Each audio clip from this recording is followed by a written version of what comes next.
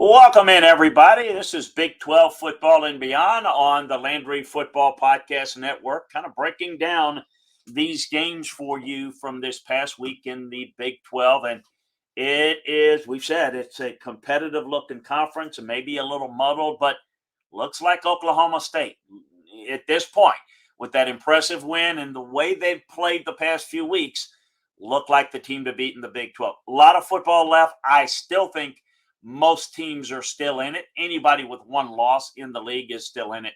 So it's not over. not even close to being over at this point. But Oklahoma State looks really good at this point. Deuce Vaughn and Adrian Martinez are looking like quite the duo, power run duo in the Big 12. Both ran for 170 plus yards during their big Kansas State victory over Texas Tech. Martinez totaled 5 touchdowns in the win. Kansas, why not Kansas? Magical season. Game day coming to town this week in their matchup against TCU. A 14-11 win over Iowa State. They were outgained by 100 yards, but Iowa State had 2 turnovers, missed 3 field goals. It was more about Iowa State's loss, but hey, Kansas finding a way to get it done. And Hudson Card had the best game of his career, throwing for 303 yards and 3 touchdowns in a 38-20 win over West Virginia. Xavier Worthy returned from injury to catch 7 passes for 119 yards and 2 touchdowns. I am comfortable saying that West Virginia is, for all intents and purposes, eliminated. They have got 2 losses and don't look like they're going to be anywhere near as competitive, even though a decent-looking team, comparatively speaking, to the bottom rung of the ladder in the Big 12 compared to other conferences. So we're going to take a little more deeper look into how this looks and how the team rankings look and how they look inside, team by team, inside the film room within the league. We remind you, for more detailed film room analysis on the college game, the pro game, we got it for you at LandryFootball.com. So make sure that you take advantage of the football season sale today. Limited time only, but you've got a chance to get the best information from a coaching and scouting perspective on the college game and the pro game over at LandryFootball.com. So take advantage of it. Look, it's for less than a magazine subscription, you can have access to your own coaching and scouting department. So we appreciate you checking us out there. Also, we'd ask for you to subscribe, like, and share Big 12 Football and Beyond, as well as the Landry Football Podcast Network. Again, subscribe, like, and share. And also, you can watch us do the show live on Off the Hook Sports YouTube channel. Again, subscribe, like, and share. Well, it's weird. You got a 5-0 Kansas, Oklahoma, bad-looking defense, 2 losses. TCU looks really good. They're certainly in the mix. Exciting matchups coming up each and every week. Let's take a look at kind of how the league looks. Let's work from the bottom up. West Virginia, it looks like the worst team in the Big 12. I don't think they have the worst roster, which puts the Neil Brown situation in bit of peril. It's a unique job, a difficult job. They are the sore thumb in this league right now in terms of their locale, but that's going to be it's going to change as the Big 12 goes forward, but do they have the right guy to lead them at this point? I know they got to be looking at a school like Kansas and Kansas State and how they've done a good job, pardon me, with their programs. And West Virginia, clearly right now, I wouldn't say they're the worst looking roster in the league. I just think that in terms of coaching, this would be maybe the biggest concern I would have. You start to look at the league now. You got Gundy's been there a while. You got Kansas and Kansas State. They both might be looking for new coaches next year because those guys may leave. They're doing such a good job. It's early, for TCU and for Sonny, but doing a really good job. Dave Aranda is a star at Baylor. Joey's doing a great job. Joey McGuire at Texas Tech. I think Sark is fine at Texas. Matt Campbell, certainly has done a good job. It's a down cycle. In Oklahoma, there's criticism of Brent Venables, but look, I think there's a lot of hope there. Neil has been there a few years, and I worry about where things are going right now. Oklahoma, man, an embarrassing loss for the Sooner fans. Their defense looked hard again, giving up 27 points in the first quarter. to TCU. That's really, really bad. They got Texas next. The team, and they go to 0-3. This is going to look really bad. And if Texas is able to move the football on them, it's going to be a lot of criticism to Brent at this point. Look, I'm a believer in what Brent Venables can build, but one of the things that I do think he's not doing a very good job coaching this defense or leading the efforts for this defense being coached, because while they're not talented, the thing that concerns me is the mental errors, the being out of position, the poor tackling, poor job with their run fits. I thought they did an awful job being completely unaware where Adrian Martinez was going to do his damage. I mean, they look lost out there. And I think that to me is fundamentally and culturally not good. You can get better talent, but I'm concerned that everything that Brent does is high energy aggressiveness. And that can be trouble if you first don't play things well fundamentally. So I think he needs to look overall at how they're coaching it, how they're teaching it on a day-to-day basis, and see if they can get a bit of a turnaround. I have belief that the program could be on a more firmer ground going forward from a recruiting, from an overall cultural development. But I got to tell you, right now, it's not off to a really good start. Iowa State, developmental program that is in the mix of losing guys, and they haven't replaced them with the same type of guys. They should have beaten Kansas, but they missed 3 field goals. That's something they don't normally do. They don't make the mistakes. They don't turn it over. And again, when you're a developmental program that doesn't play clean, you end up struggling. They're 3-2, 0-2 in the league.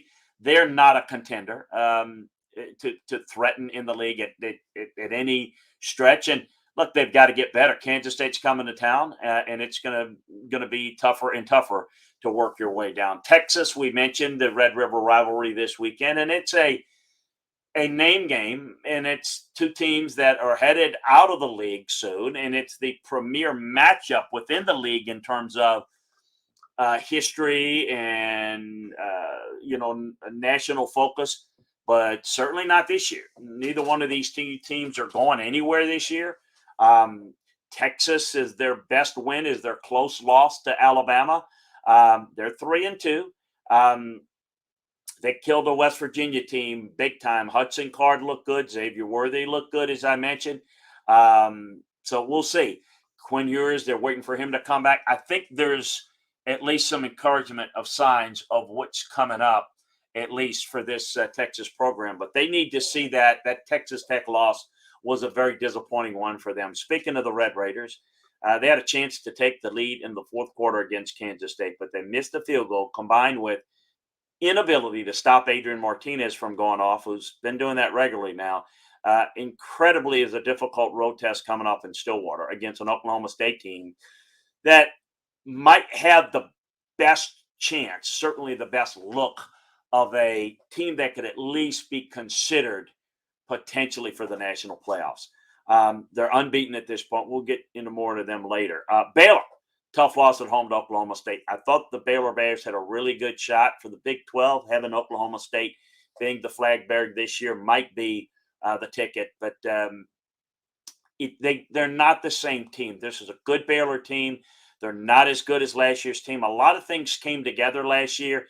I think this is a good team. I don't think it's a really good team. They got a chance to grab a couple of wins after a bye week on road games against West Virginia and then home against Kansas.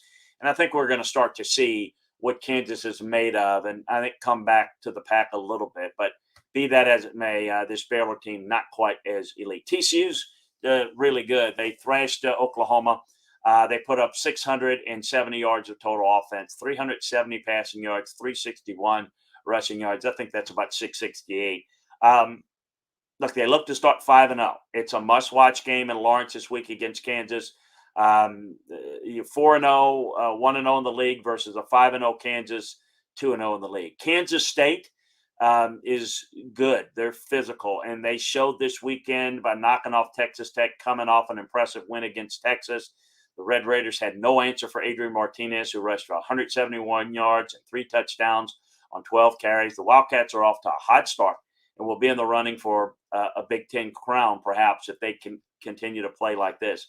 I look at this Kansas team, and it's a great story. I look at them and I say they're finding ways to win. I look at them and I say, really good quarterback, really good offensive scheme, and they can score on a lot of people. But last week, they didn't play all that well, and quite frankly, they didn't play like the team that would win the game. Neither did Iowa State. But I worry a little bit about going forward. Uh, this could be a shootout game this week against TCU. They're undefeated, though. They're ranked for the first time since that magical 2009 season. They've really got 3 home victories, 2 road wins over a sinking Houston and West Virginia team. Don't get overly excited. No, this team can't win the Big 12, in my view. People are saying they can. No, I don't think they can. I think if it's not Oklahoma State, I think Kansas State could be the team, because I think that they can run the football and they play good defense. I think TCU's offense keeps them in the mix. And then if you start getting one-loss teams, I think you can throw Baylor back in the mix there and see if that's a possibility. Wouldn't rule out Texas at this point, but if they lose another game, 2 losses makes it a little bit difficult this early in the season. So anybody with 1 loss has a really good chance. But Oklahoma State and Kansas State look like the 2 best teams on film to this point. But Kansas with a win over TCU, or vice versa, TCU with a win over Kansas, I think you need to put those teams in discussion, because I think both of those teams offensively can hang and be really competitive. Oklahoma State, as I said, looks like the best team on tape. They took down a good Baylor team in Waco. They're good defensively, and they're good offensively. They went out to a 23-3 lead in the third quarter, fought off a really good Baylor comeback, 36-25. So it's just going to be an interesting matchup against Texas Tech. They'll move the football, give them a lot of different looks, and Tech's not out of it. They would have pulled an upset as a one-loss team, 1-1 going into this game. This would get real interesting. But it's starting to get a little bit of a feel. Again, I think Oklahoma State, Kansas State look like the most complete teams, but I think Kansas and TCU are really good offensively. Baylor is probably in the line of Oklahoma State and Kansas State in terms of really competitive all-around teams. So I would probably rank the team's capability of winning the conference as Oklahoma State, Kansas State, Baylor, even though TCU and Kansas are unbeaten. One of them is going to lose this week, and I don't know that the defenses are good enough to win this league. But we'll see. It's going to be a lot of fun, and we'll take you through it on Big 12 football and beyond.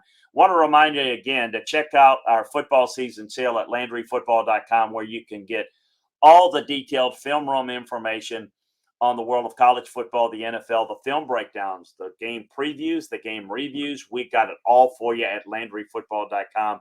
So take advantage of today and get a scouting and coaching perspective on all these teams, all these games. We got it for you at LandryFootball.com. A reminder, too, to subscribe, like, and share Big 12 football and beyond. Subscribe, like, and share the Landry Football Podcast Network. And subscribe, like, and share the Off the Hook Sports YouTube channel, where you can watch us do our shows all throughout the week, all year long here on the Landry Football Podcast Network. Hey, we appreciate you joining us. Enjoy the games. We'll be here later in the week to break down the games coming up this season. Also, a reminder to check out all the other conference shows that we have. Big Ten, SEC, ACC, Pac-12, Group of 5, we've got them all for you. So talk to you next time, everybody. Enjoy the games, and check us out at LandryFootball.com.